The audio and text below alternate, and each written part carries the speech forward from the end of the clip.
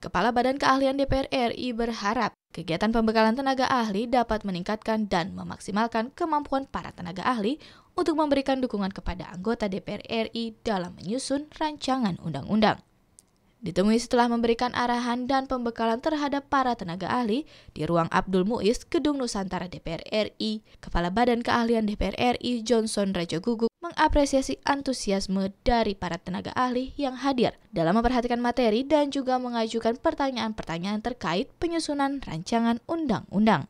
Johnson berharap para tenaga ahli yang hadir dapat betul-betul memahami proses pembentukan dan perancangan undang-undang di DPR RI, sehingga dapat memberikan dukungan kepada para anggota DPR RI dalam menyusun rancangan undang-undang. Harapan kita sebetulnya sangat sederhana.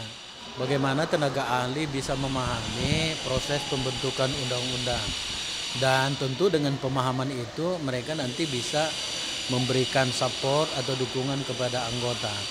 Nah, secara substansial kalau mereka sudah mengetahui prosedurnya, ya mungkin saja mereka nanti bisa memberikan masukan-masukan kepada anggota, tidak hanya berkaitan dengan prosedur itu sendiri, tetapi substansi dari RUU yang dibuat. Johnson menambahkan, peran dari para tenaga ahli dalam mendampingi anggota merupakan peran yang sangat penting, karena tenaga ahli dapat melakukan pendekatan-pendekatan terkait substansi dari sebuah rancangan undang-undang dan dapat melakukan konsultasi kepada para alat kelengkapan Dewan dan juga Badan Keahlian DPR RI, sehingga dapat memperkuat anggota yang mereka dampingi dalam memahami suatu rancangan undang-undang.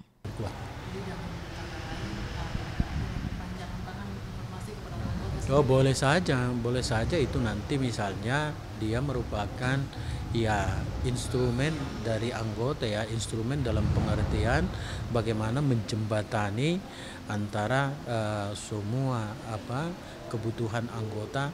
Kalau itu misalnya dilayani, ya tentu dilihat. Kalau itu administrasi, ya di sekretariat. Kalau itu misalnya kerjaan, berarti ada di badan. Nah, inilah peran mereka yang begitu penting. Ya. Terima kasih. Ferdian dan Temi, TVR Parlemen melaporkan.